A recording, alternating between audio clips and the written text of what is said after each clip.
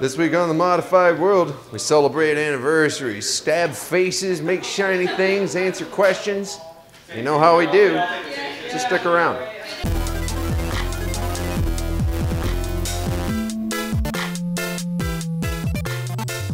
So welcome to The Modified World, a weekly web show about body modification, people who do it, the people who get it, and why it matters.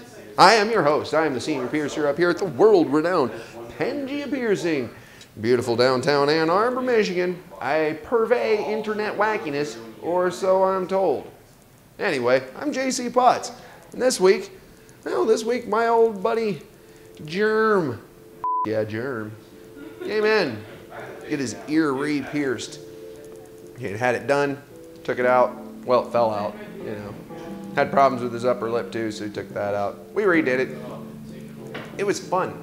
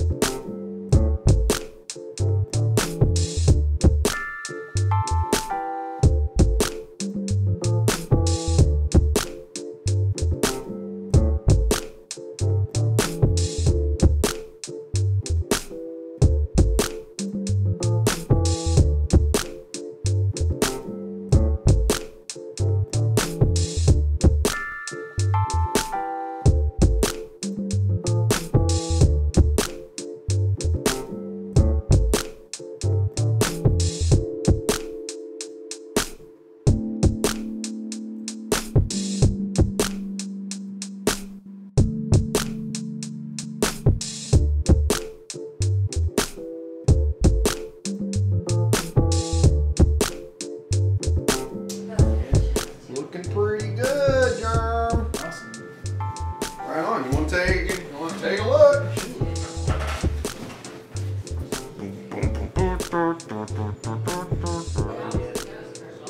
Yeah. Awesome. Let me see. Straight towards me, son. You did some things, made me a human again. Got my Philtrum back and my right conch back to 2 gauge. So why did you take them out in the first damn place? Well, they weren't intentional. The right conch fell out in my sleep only a couple weeks after I got it, and it kind of healed so much that I couldn't even put any jewelry I owned through the hole that was left by the time I woke up. So just kind of scrubbed it. So I'm one of very few people who have had 3 conch punches. The Philtrum, actually, I got it done with, what would typically be an bar, I'm sure, but I swell like a mofo, so I needed a lot more than that. I ended up having to cut it out of my face the first time, so. Holy smokes! Got my sweet antenna there. Yeah. But that way it'll actually be able to heal up and rock it nice. Right on. So, let's see, what else can I think of? So, people all the time are asking me, hey JC, your tagline is, the people who do it, the people who get it, and why it matters. But you never talk about why it matters. Germ, why does body modification matter to you? Well, I mean, it's a really personal thing. It's not like anything else because you are the only person who has the ability to go out and say, I want my body to be different. So, I had a lot of self-confidence issues growing up and just the place that I come from and what I had to do to feel like I fit in. I grew up in Detroit as a fat, nerdy white kid and got my ass beat all the time because of it. And, you know, it makes people weird sometimes. I'm alright with being weird, so when I found body modification, it was like kind of bringing new life. Just the idea of being able to reach out and say, today I'm going to do something that's going to drastically impact the way that I look and the way that other people look at me. And I feel beautiful having gemstones and precious metal in my face, and why shouldn't I? I always like to have Germ come down, man. He's a good kid. A little weird, a little creepy, but everybody loves him. This month, too, you guys probably aren't aware of this, but March marks my anniversary in the piercing business. That's right. On March, I believe, 21st of 1994 was my first day actually getting paid to stab people in a shop. So, if you do the math on that, you come up 21 years. I've been piercing longer than most of the people watching this video have been alive.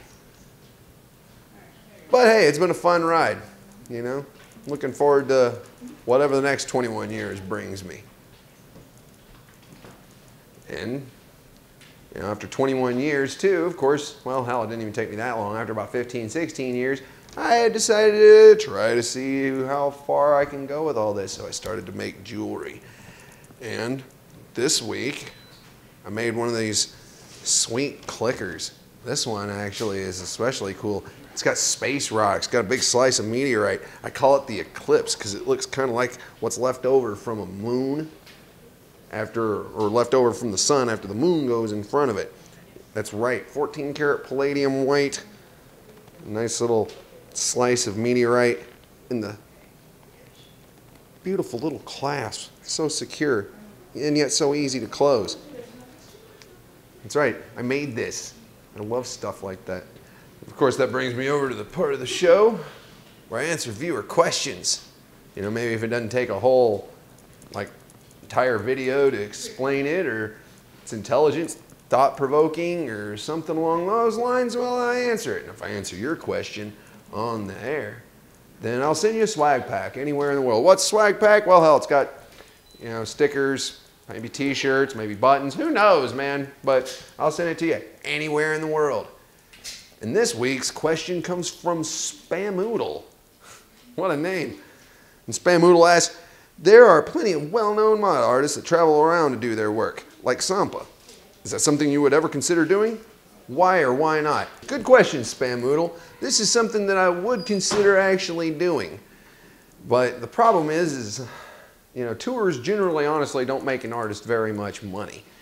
And I hate that it comes down to finance, but it really does. Because if I can't make money doing it, then I can't really justify going out and doing it. I've spent so much money, you know, building my jewelry workshop and buying materials to make jewelry and stuff like that, you know, I can't finance it. That, and I couldn't do a Kickstarter or a Patreon or something like that because, hell, the perception is oh, JC's selling all that gold. JC does all the piercings. JC must be rich. Well, I'm not starving, but at the same time, I just don't have the money to go gallivanting around the United States having fun. Now, maybe if it was a thing that, you know, I had 10, 15, 20 viewers in a place that all together wanted to get pierced, like, you know, at one time, 1 or 2 days, then I could justify going out to an area and setting up at some shop and bringing some jewelry and doing the voodoo that I do. Love to. But honestly, without having a pretty good number of people already set up and waiting for, you know, with deposits paid for appointments and all that stuff, that I can just go in there and do the stuff, well, not really. It's hard for me to justify leaving the shop. But of course, I'm working really hard trying to get more of my jewelry in your local piercer's place. So if you don't even get a chance to come by Pangea, you can at least get a little bit of my sweet sparkly stuff. I'm working on it. So of course, hey, maybe you just go into your local piercers and ask them to get some of my sweet bling. Yeah. It's the next best thing to getting pierced by me in reality. And that was my show this week. Hope you learned something, remotely entertained, something like that. I don't know.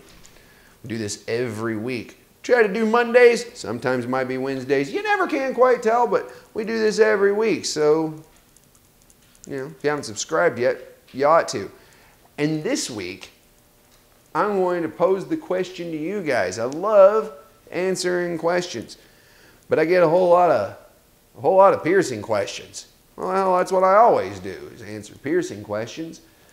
So this time, ask me anything, not piercing related. Something you want to know about me? Something you want to know here and there? Well, hey, whatever, man. Maybe you just need political consultation, life advice, or God knows what. I don't know. Ask me questions in the section down below. And next week, I'll have a whole sweet video of me answering some of the better ones, or funnier ones, or whatever, you know. Just depends on what I feel like. You never can tell. So like I said, fire away. Ask your questions, and I'll answer them. And, of course, stop back by next week. Another episode, Modified World. What?